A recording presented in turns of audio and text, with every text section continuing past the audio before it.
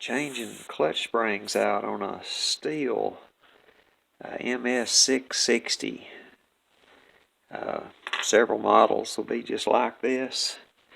Obviously, you've got to take your clutch drum off, which includes the E-clip, the washer, the sprocket, the clutch drum bearing, and the clutch drum itself. And then boom, here's our clutch springs, and there are 3 on the MS660. So I'm going to jerk those out and reinstall using only a set of needle nose pliers, maybe.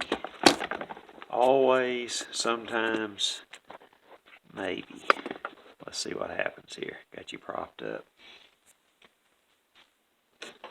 Needle nose pliers, and I'll also give you the part number on these two.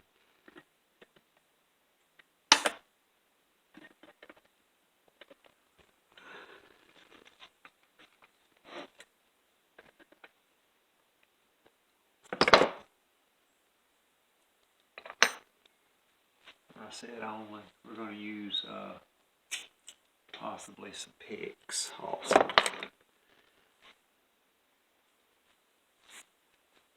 We're going as fast as we can to suppers on the stove. Okay, there's one off.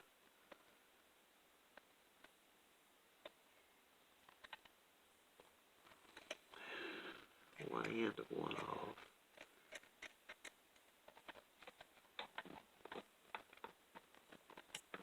Okay, there's one clutch spring. And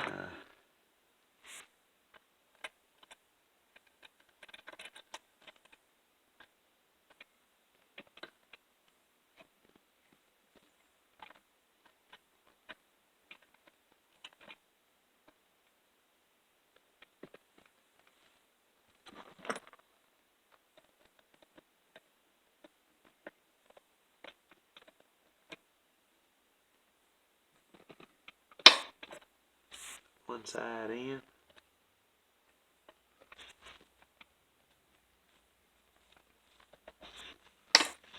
Probably it's better to install against your compression rather than away from it, but so it goes. Okay, there's one spring, and the rest of them go likewise.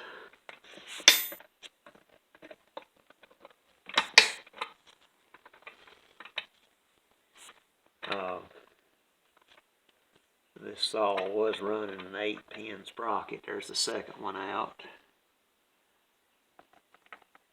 And it was very dirty, but I had it backed all the way down, the lowest we could get it to idle, and it was idling a bit fast. The clutch would engage and it would tick over, is what I would refer it to. It wasn't a dangerous overrun, but it was ticking over, and the saw was idling at like 14 to 1700 RPM, which in my opinion is plenty low enough. So our clutch springs, all these components have some wear on them, but usually a set of clutch springs will put you back the way it should be.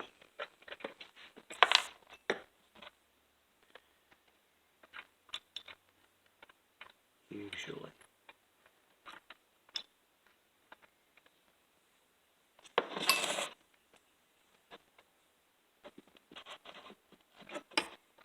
And I was allotted 14 minutes to do this job, in case you're wondering.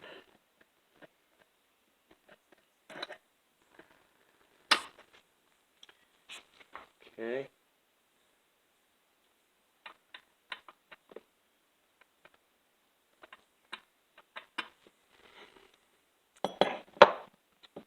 One more to go.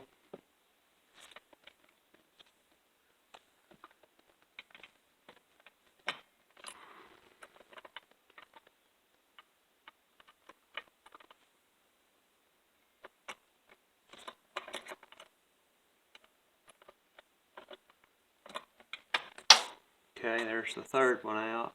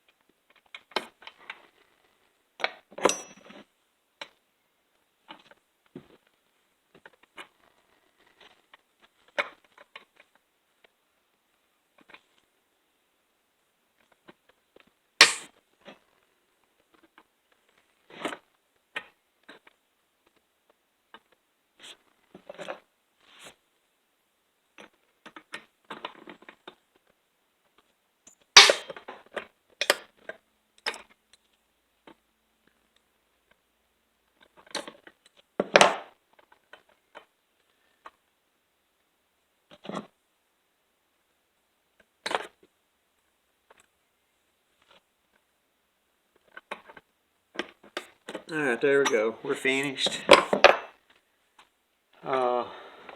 Didn't take too long, long enough, but not too long.